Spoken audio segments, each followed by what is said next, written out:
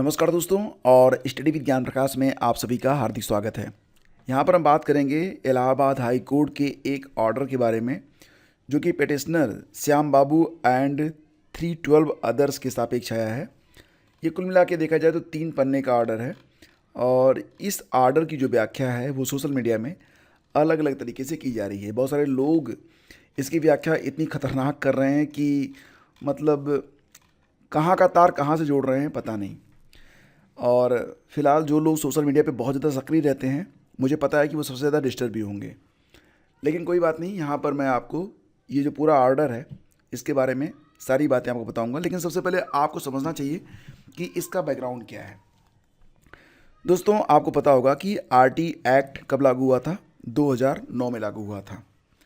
और एनसीटी ने इसके बाद शिक्षक भर्ती के लिए एक गाइडलाइन बनाई थी। गाइडलाइन कब बनी थी? 23 अगस्त 2010 को। 23 अगस्त 2010 की एनसीटी की गाइडलाइन में कक्षा 1 से 5 तक के लिए बीटीसी यानी कि 2 साल का जो बीटीसी का कोर्स है, जिसको अलग अलग नामों से भी बाद में जाना गया, वो एलिजिबल था। बीएड इसमें शामिल नहीं था। काफ़ी लंबे समय तक सिर्फ बीटीसी के आधार पर ही कक्षा 1 से 5 तक में प्राइमरी में शिक्षक भर्तियां होती रहीं। फिर आता है 28 जून 2018 का एनसीटी का एक नोटिफिकेशन, जिसमें 23 अगस्त 2010 के नोटिफिकेशन में सुधार किया गया था। एनसीटी ने यहाँ पर यह कहा कि बीएड भी एलिजिबल रहेगा, बशर्ते कि जो बीएड के अभ्यर्थी होंगे, अगर वो प्राइमरी में शिक्षक बनते हैं तो उन्हें 6 महीने का एक ब्रीज कोर्स करवाया जाएगा। तो एक 6 महीने की ट्रेनिंग के बारे में बात की गई, और बीएड को भी प्राइमरी के लिए एलिजिबल कर दिया गया। क्योंकि ये जो एनसीटी का जो गज़ेट आया था 28 जून 2018 को, ये बाइंडिंग नेचर का था। तो सभी स्टेट में, मतलब यूपी हो या बिहार हो या फिर राजस्थान हो या फिर मध्य प्रदेश हो, सभी स्टेट में इसे लागू किया गया। और जहाँ पर भी प्राइमरी की शिक्षक भर्तियाँ आनी शुरू हुई, वहाँ पर बीएड और बीटीसी दोनों को ही यहाँ पर मान्य किया गया। तो इसके बाद आपको पता होगा कि एक भर्ती आई थी उत्तर प्रदेश में दिसंबर 2018 में। वो भर्ती क्या थी? 69 जा की शिक्षक भर्ती। लेकिन उसके पहले 28 जून 2018 का जो एनसीटी का नोटिफिकेशन था, उसके मुताबिक उत्तर प्रदेश में जो शिक्षक भर्ती होती है, यानी कि जो अध्यापक सेवा नियमावली है 1981, उसमें संशोधन कर लिया गया था। क्यों? क्योंकि एनसीटी का आदेश था, तो संशोधन किए बगैर 69,000 की शिक्षक भर्ती आ नहीं सकती थी। तो शिक्षक भर्ती जब आई, उसके पहले अध्यापक सेवा नियमावली 1981 में संशोधन हो चुका था, और उसमें प्राइमरी शिक्षक के रूप में काम करने के लिए जो योग्यता थी, उसमें बीएड को भी ऐड कर लिया गया। इसके बाद आपको पता होगा कि आगे चलकर इस बात को लेकर जो डीएलएड के अभ्यर्थी थे, जो बीटीसी के अभ्यर्थी थे, उन्होंने इलाहाबाद हाई कोर्ट में इसको चैलेंज भी किया था। और एक और याचिका थी 2019 में दायर हुई थी आकाश पटेल नाम से, जो अभी भी पेंडिंग है। तो इस पर भी मतलब कई सारी याचिकाएं तब पड़ी थी। लेकिन अगर हम वर्तमान में बात करें तो 69,000 शिक्षक भर्ती पूरी हो चुकी है। और आपको याद होगा कि 69,000 शिक्षक भर्ती पर 2020 में सुप्रीम कोर्ट का एक फैसला आया था, जिसमें बीएड को वैध माना गया था। ये राम शरण मौर्य वाला केस था, आपको याद होगा। क्रमशः आगे बढ़ते हैं। 11 अगस्त 2023, ये डेट आपको ज़रूर याद होगी। 11 अगस्त 2023 को क्या हुआ था कि देखो, आगे चल के क्या हुआ आपको पता है कि राजस्थान में एक भर्ती आती है 2021 में, और उसमें क्या होता है कि सिर्फ बीटीसी को ही प्राइमरी में वैध माना गया, बीएड को राजस्थान में बाहर कर दिया गया। तो यह मामला फिर से जो है जीवित हो गया कि प्राइमरी में कौन वैध रहेगा, बीएड बीटीसी दोनों, या सिर्फ बीएड या सिर्फ बीटीसी। तो क्योंकि राजस्थान हाई कोर्ट ने इसमें ये कहा कि अगर प्राइमरी में शिक्षक बनना है तो बीटीसी ही, मतलब बीएड को उन्होंने वैध नहीं माना। मामला सुप्रीम कोर्ट गया, और सुप्रीम कोर्ट से जो आदेश आया 11 अगस्त 2023 को, उसमें बिल्कुल स्पष्ट तौर से ये कहा गया कि जो बीएड है वो प्राइमरी के लिए एलिजिबल नहीं है। यहाँ तक की कहानी आपको पता है, ठीक है। इसके बाद फिर क्या होता है कि एक जो है अधिसूचना फिर से जारी की जाती है एनसीटी के द्वारा, और एनसीटी ने इसे सर्कुलेट कर दिया था सभी राज्यों को। इसके बाद कई जगह से जो बीएड वाले थे वो बाहर हो गए, और बिहार शिक्षक भर्ती में भी इसका प्रभाव देखने को आपको मिला। ये पूरी कहानी थी। लेकिन अभी फ़िलहाल जब 11 अगस्त 2023 वाला डिसीजन आया, तो यूपी में डीएलएड यानी कि बीटीसी के कुछ अभ्यर्थियों ने लखनऊ बेंच का रुख किया। उन्होंने एक नई याचिका दायर की थी, श्याम बाबू एंड 312 अदर्स, एक पूरा ग्रुप बना के उन्होंने एक याचिका दायर की थी। इसका नंबर क्या है, 94/12/2023। तो इसी पर यह डिसीजन आया है। अब ये जो पूरा डिसीजन है इसको आपको ठीक से समझना चाहिए।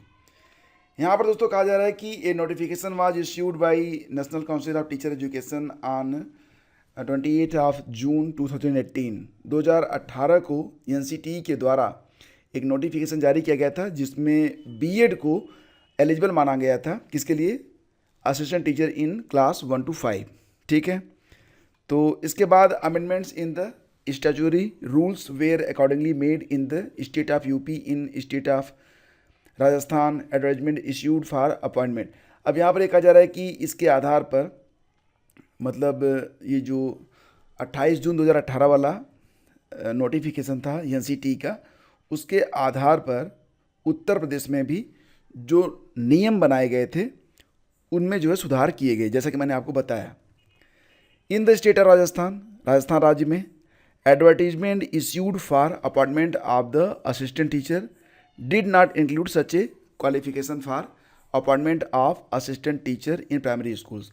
लेकिन राजस्थान में जो विज्ञापन जारी हुआ आगे चलकर, उसमें जो बीएड था उसको प्राइमरी में जगह नहीं दी गई। तो यहाँ से ही जो विवाद था वो शुरू हुआ था। इसके बाद dispute arrows before the high court of Rajasthan in the regard. तो यहाँ पर दो पार्टीज बन गई। एक पार्टी ये चाहती थी कि बीएड को जो है वो प्राइमरी में जगह मिले, दूसरी पार्टी ये कह रही थी कि बीएड को जो है प्राइमरी में जगह नहीं मिलनी चाहिए, प्राइमरी में सिर्फ बीटीसी वाले ही जो है योग्य रहें और बीएड को बाहर किया जाए। तो आगे चलकर ये मामला जो था वो पहुंच जाता है कहाँ पर? सुप्रीम कोर्ट में। ठीक है। और सुप्रीम कोर्ट में जो डिसीजन आया था, यहाँ पर आप देख सकते हैं कि सुप्रीम कोर्ट का जो डिसीजन है उसमें कुछ पैरा को यहाँ पर रखा गया है, paragraphs 80 to 84 for our purpose are relevant. तो यहाँ पर पूरी चीज़ यहाँ पर आपको बताई गई है। अब इसका जो सार संक्षेप है वो यही है कि अपेक्स कोर्ट यानी कि सुप्रीम कोर्ट ने यही माना कि बीएड जो है वो प्राइमरी के लिए एलिजिबल नहीं है। ठीक है। तो बीएड को प्राइमरी के लिए एलिजिबल नहीं माना गया, प्राइमरी में सिर्फ बीटीसी वालों को, या जो भी नाम हो इसका, बीटीसी का कई नाम है, तो उन्हीं को केवल जो है एलिजिबल माना गया था। अब यहाँ पर जो बेसिकली ये लाइन है, मतलब पैरा 5 है, ये बहुत ही इंपॉर्टेंट है आप लोगों के लिए। देखो ये पूरा का पूरा जो 3 पेज का यहाँ पर ऑर्डर है, इसमें 69,000 का जिक्र तो कहीं नहीं है। यानी कि यहाँ पर 69,000 के बारे में ये कोई स्पेशल ऑर्डर नहीं है। आप पूरा ऑर्डर देख लीजिएगा, टेलीग्राम चैनल स्टडी विद ज्ञान प्रकाश पर आपको मिल जाएगा। तो यहाँ पर 69,000 के बारे में यह स्पेशली कुछ नहीं है। बेसिकली अगर आप देखेंगे तो पैरा 5 आपके लिए इंपॉर्टेंट है।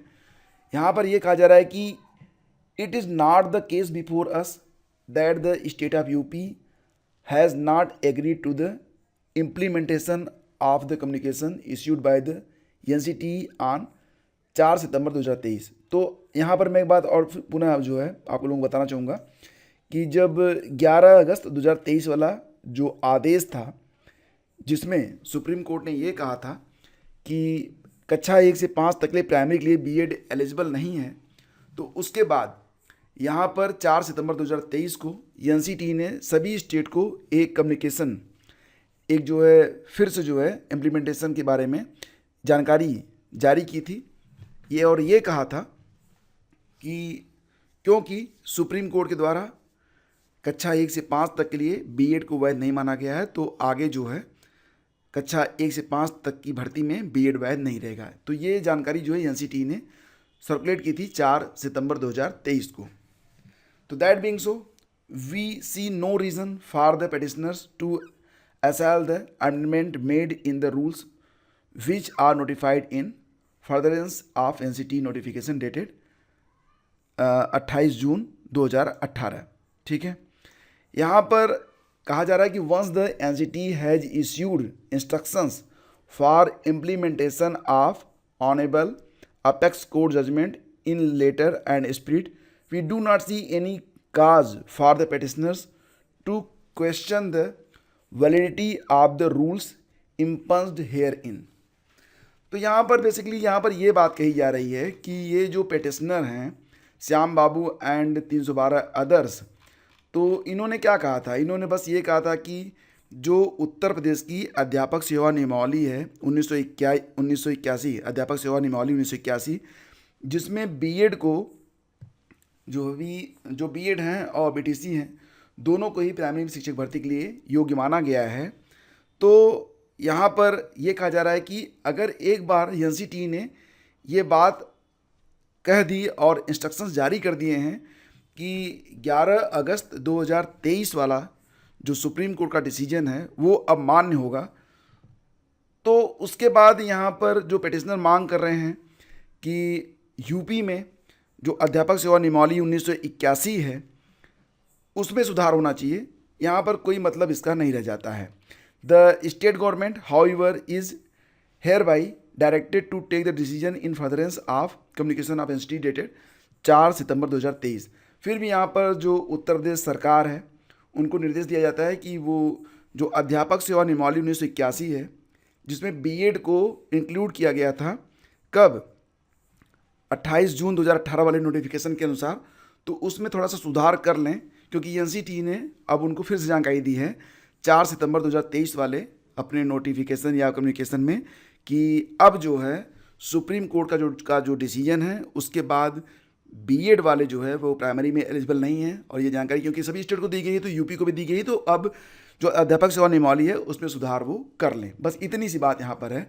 तो बेसिकली अगर हम एक लाइन में कहें तो यहाँ पर जो आदेश है वो सिर्फ इसलिए आया है कि अध्यापक सेवा नियमावली उत्तर प्रदेश अध्यापक सेवा नियमावली 1981 में जो ये दर्ज हुआ है कि क्लास 1 to 5 के लिए बीएड और बीटीसी दोनों योग्य हैं, उसमें सुधार कर लिया जाए।